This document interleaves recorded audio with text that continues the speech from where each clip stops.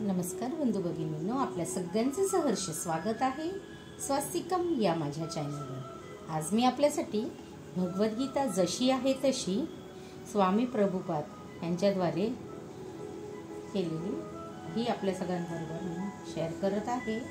आणि ह्याच्यामध्ये आपला सांख्ययोग हा धडा सुरू आहे। सगळ्यात आधी देवाला नैवेद्य अर्पण करते।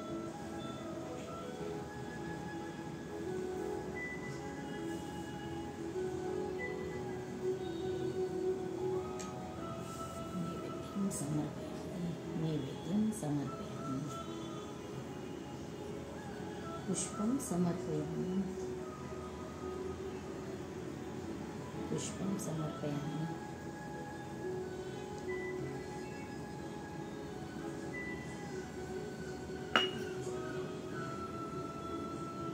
चला मग आजच्या धड्यात सुरुवात करूया।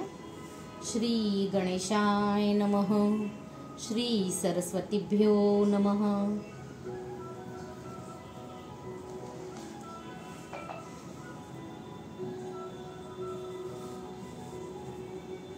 हरे राम हरे कृष्ण कृष्ण कृष्ण हरे हरे। तानी सर्वाणी संयम युक्त आसीत मत्परः, वशे हि यस्येंद्रियाणि तस्य प्रज्ञा प्रतिष्ठिता।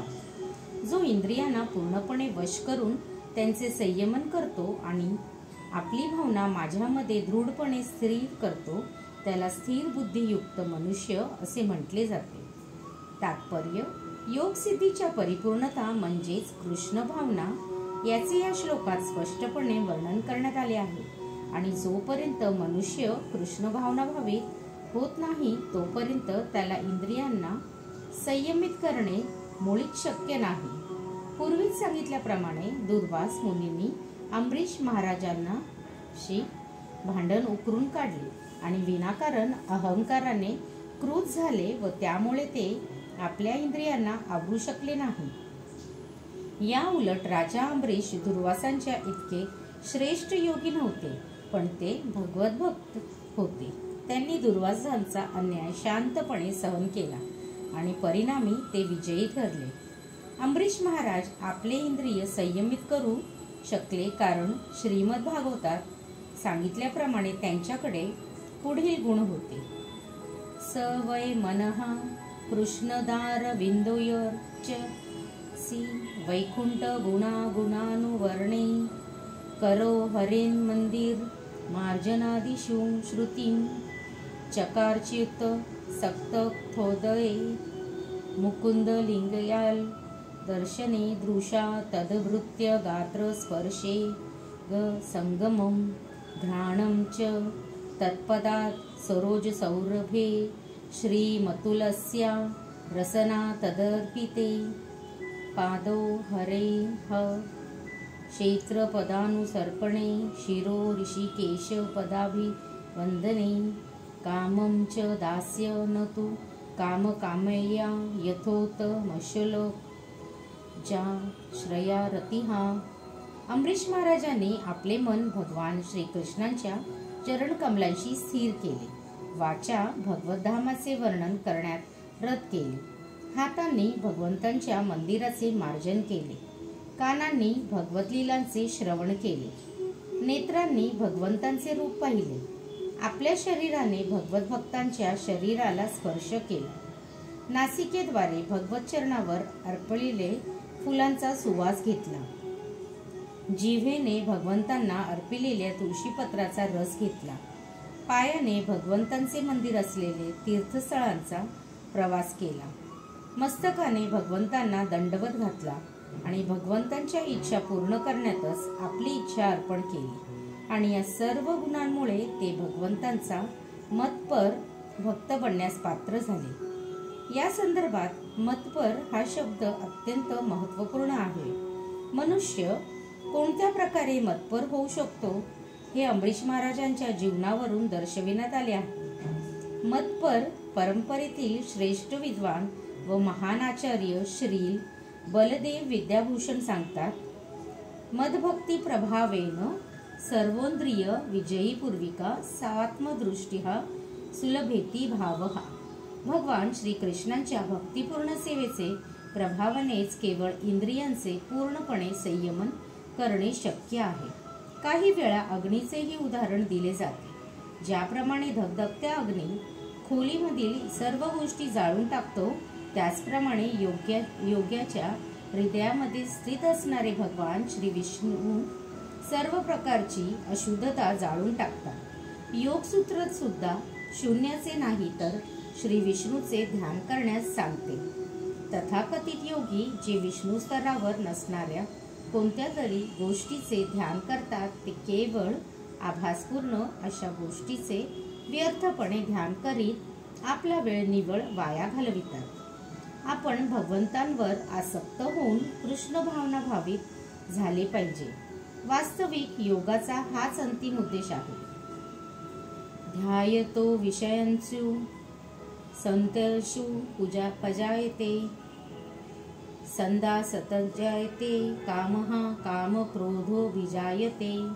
इंद्रिय विषयांचे चिंतन करीत असताना मनुष्याची त्या विषयाची ठिकाणी आसक्ती वाढत जाते आणि अशा आसक्तीपासून काम उत्पन्न होतो आणि कामापासून क्रोधाचा उद्भव होतो.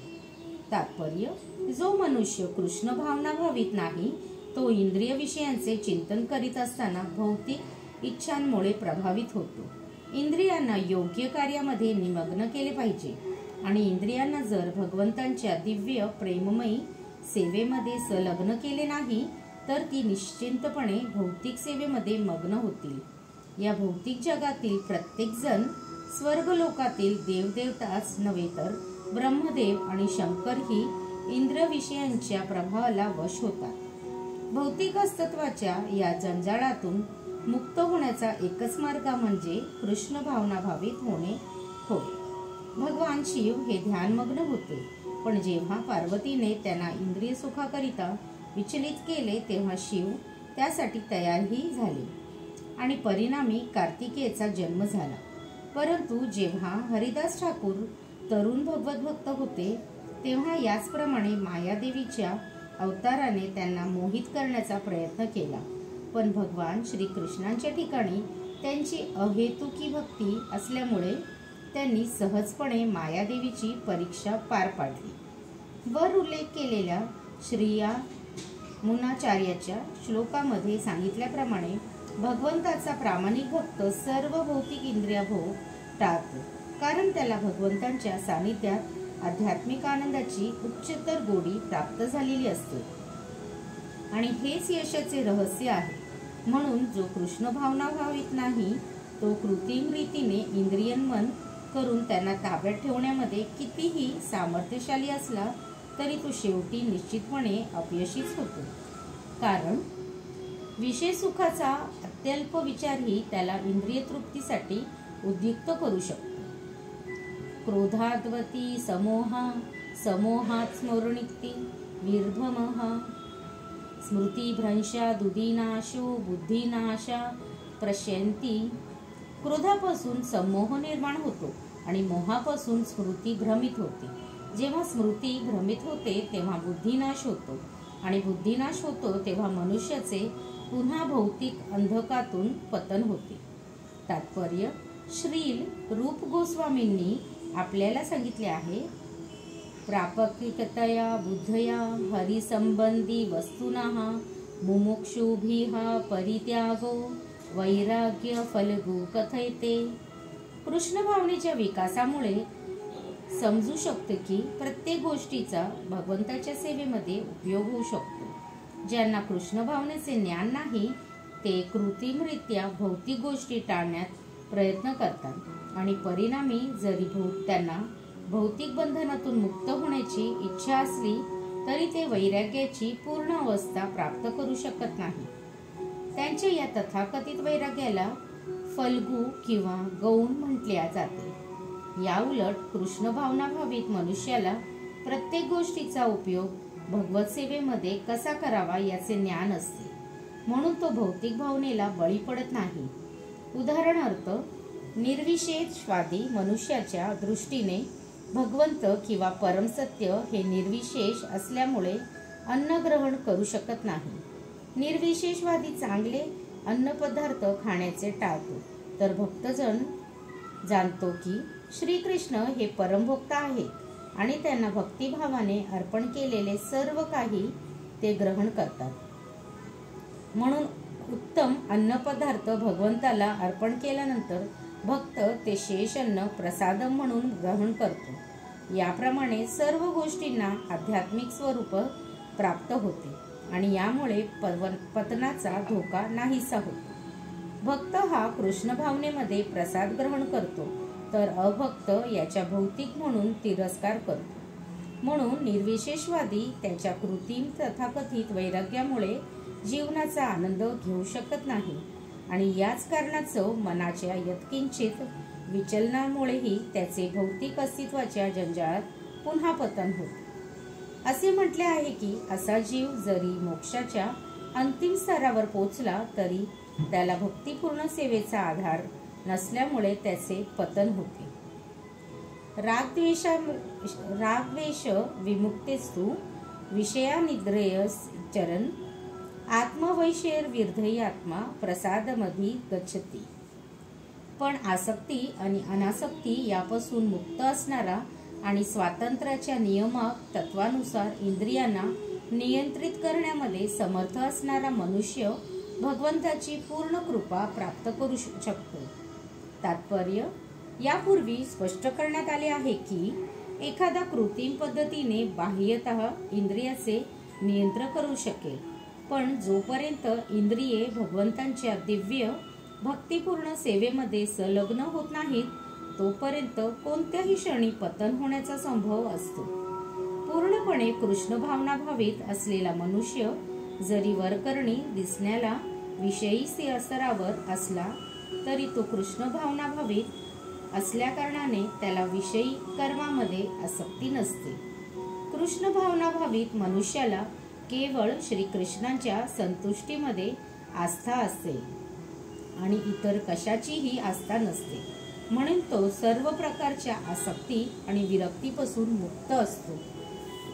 जर श्रीकृष्णांची इच्छा असेल तर सामान्यतः अनावश्यक असणारी कोणतीही गोष्ट भक्त करू शकतो आणि कृष्णाची इच्छा नसेल तर तो असे कधीही करणार नाही की जे सामान्यतः त्याने आपल्या तृप्तीकरिता केले असते.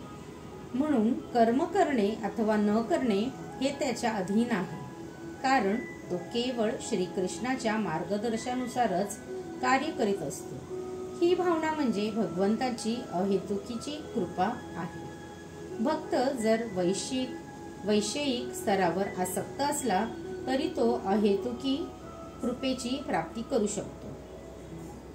प्रसादे सर्व दुःखाना हानिर्स्योपजायते प्रसन्न चेतसो याशु बुद्धिहा पर्यवर्ष्टिते. याप्रमाणे संतुष्ट झालेल्या व्यक्तीसाठी भौतिक अस्तित्वाचे त्रिविध ताप नाहीसे होतात आणि अशा प्रसन्न भावनेमध्ये व्यक्ती बुद्धी लवकरच स्थिर होते. नास्ति बुद्धिर्युक्तस्य च चायुक्तस्य भावना न चाभावयतः शांतिर्शांतस्य कुतः सुखम.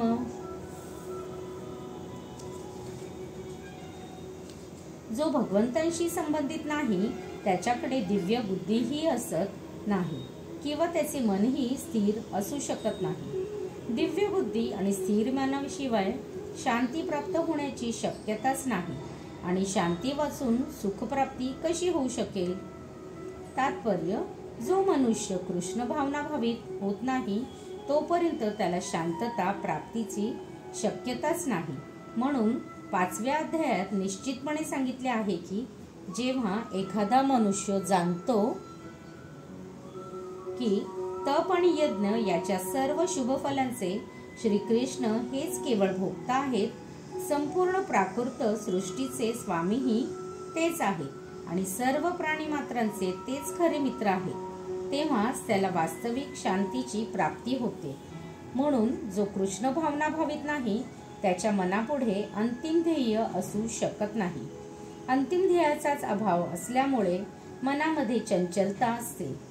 जेव्हा एखादा निश्चितपणे जाणतो की श्रीकृष्ण हेच भोक्ता स्वामी आणि प्रत्येकाचे मित्र आहेत, तेव्हाच तो स्थिर मनाद्वारे शांतीची प्राप्ती करू शकतो.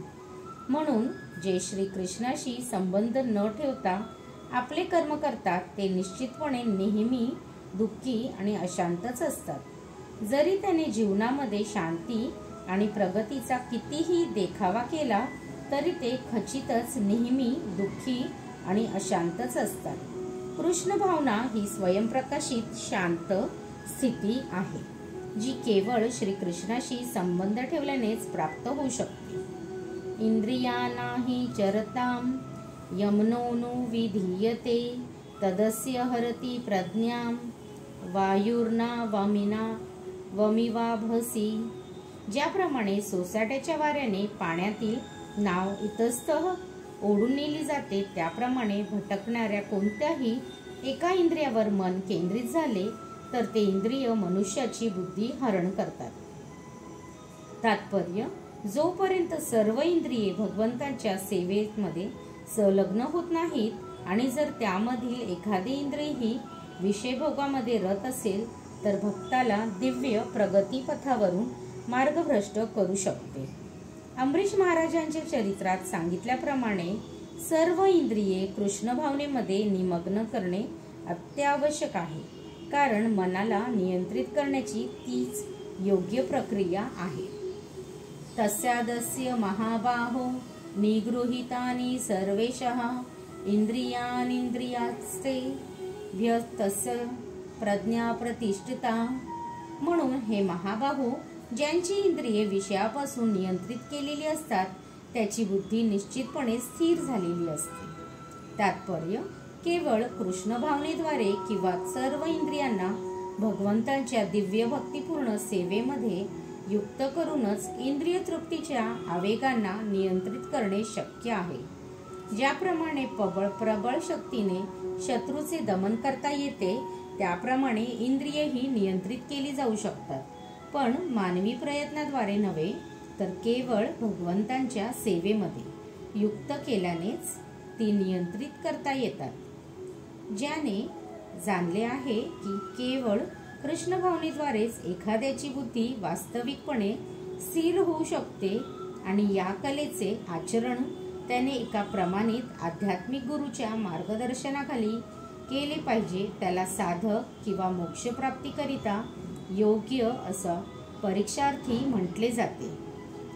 या निशा सर्वभूतांना तस्या जागृती संयमी यस्या जागृती भूतानी सा निशा पश्यतो मुनेः.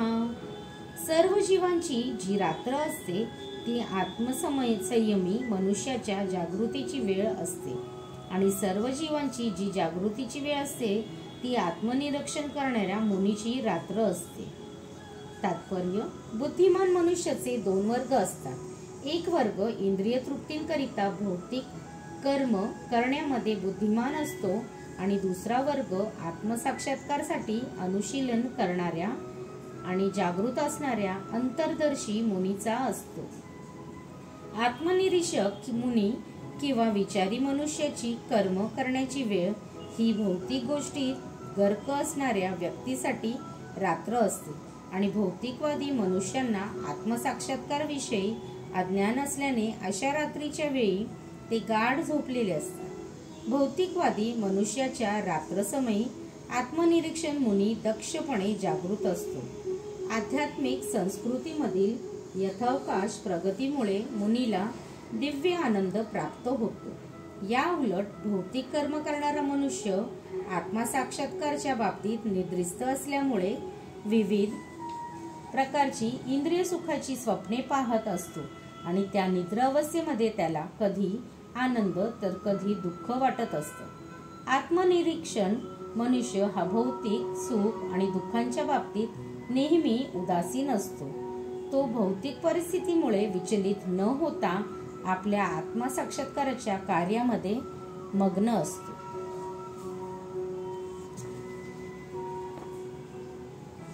श्री कृष्ण पर्णमस्तु. शुभम भवतु, शुभम भवतु, शुभम भवतु.